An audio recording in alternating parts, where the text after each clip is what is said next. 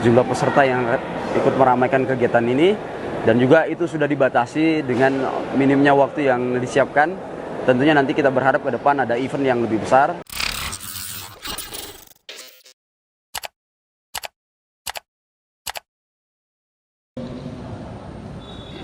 Berikan kami keselamatan, berikan kami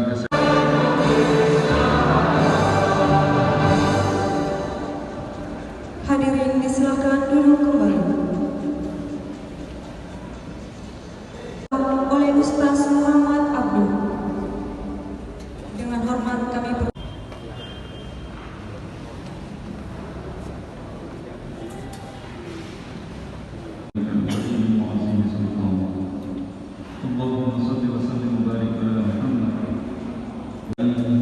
kami berkumpul di tempat ini dalam rangkaian acara pembukaan kejuaraan bulu tangkis Kapolres Cup dalam rangka hari ulang tahun Bayangkara sebaik-baiknya. Allahumma ya Allah, Tuhan kami, jadikanlah kejuaraan bulu tangkis ini atina fid dunya hasanah wa fil akhirati. Wassalamualaikum warahmatullahi wabarakatuh. Yang kami hormati Bapak Kepala Kepolisian Resort Palopo, Insinyur Zulkifli MT, disilakan.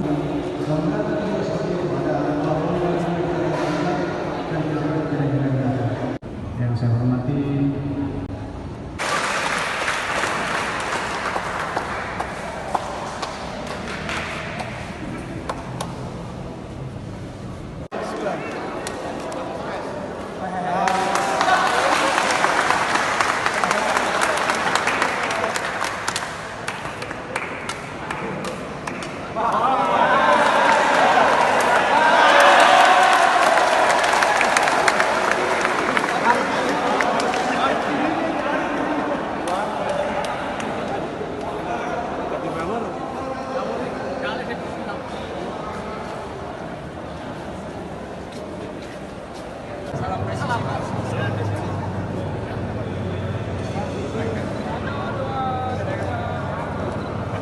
Jadi turnamen hari ini kita buka dalam rangka rangkaian hari ulang tahun Bayangkara yang ke-76.